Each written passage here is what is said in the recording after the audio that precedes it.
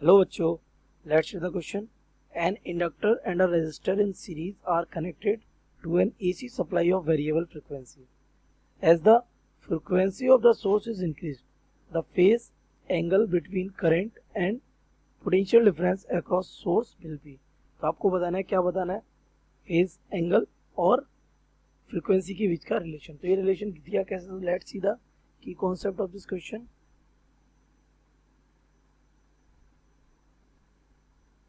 The key concept of this question is the circuit is RL. क्योंकि इसमें inductor और resistor, तो RL circuit में होता क्या है? There is a inductor, there is a resistor. इसको हम क्या है कि एसी सोर्स से कनेक्ट कर सकते हैं. और ये जो एसी सोर्स है वो कितनी फ्रीक्वेंसी का? एफ फ्रीक्वेंसी का है. ठीक है. इसमें क्या चल रहा होगा? एक करंट. तो वो करंट इन दोनों पर अप्लाई हो रहा होगा. इसमें अगर हम करंट को अगर इस डायरेक्शन में माने, this is the direction of current, तो यही हमारी डायरेक्शन ऑफ वोल्टेज भी होता है. किसका होता है? क्योंकि रेजिस्टर के केस में करंट और वोल्टेज के बीच में कोई भी लैग नहीं होता फेज डिफरेंस का.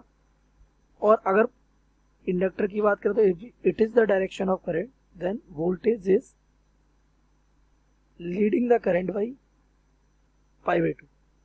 सो we can make a phasor diagram. तो अगर हम एक फेजर डायग्राम बनाए तो फेजर डायग्राम में दिखेगा ऐसे ऐसे. हमारा एक फेजर बनेगा किसका? Voltage drop across register. इसी डायरेक्शन हमारा क्या रहेगा? करंट रहेगा. और करंट को लीड कर रहा होगा कौन? VL by pi by 2.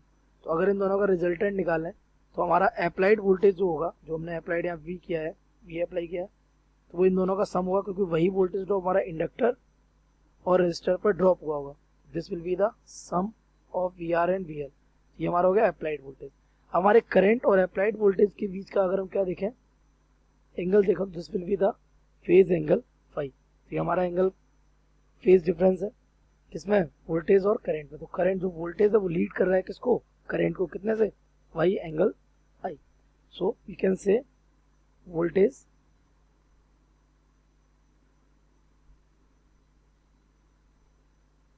Leeds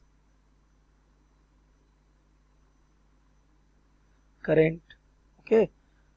अब ये जो करंट जिस एंगल से लीड कर रहा है इसको हम कहते हैं फेज एंगल. और ये फेज एंगल अगर हम देखो tan पाई इक्वल हो जाएगा P upon E, that means the VL upon VR. So tan pi is given by VL divided by VR. अगर हम इनको और सॉल्व करें तो VL will be I XL divided by I into R. I से I cancel हो जाएगा. सो tan pi will be XL होता है बेटा हमारा omega L divided by R. और ओमेगा को अगर हम ओपन करें तो this will become 2 pi FL divided by R. और यहाँ हमारा क्या है? tan पाई. अच्छा, tan पाई में क्या होता है? अगर हमारा एंगल बढ़ता है तो tan पाई की वैल्यू भी क्या होती है? बढ़ती है. That means if tan pi increases then pi increases. If tan pi increases then pi increases. ये हमारा tan का कॉन्सेप्ट होता है.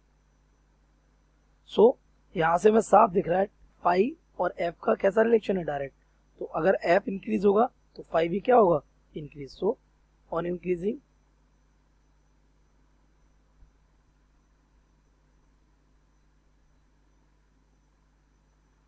फ्रीक्वेंसी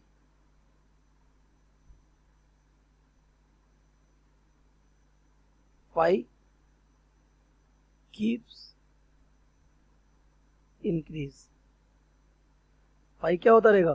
इंक्रीज होता रहेगा. सो लेट्स सीधा option first increase and then decrease. No, frequency हमारा क्या हो रहा है? इंक्रीज हो रहा है, तो हमारा फाई भी क्या होगा? इंक्रीज ही होगा. First decrease and then increase. No. Go on decreasing. No. Go on increasing. Yes. Fourth option is correct. So correct option.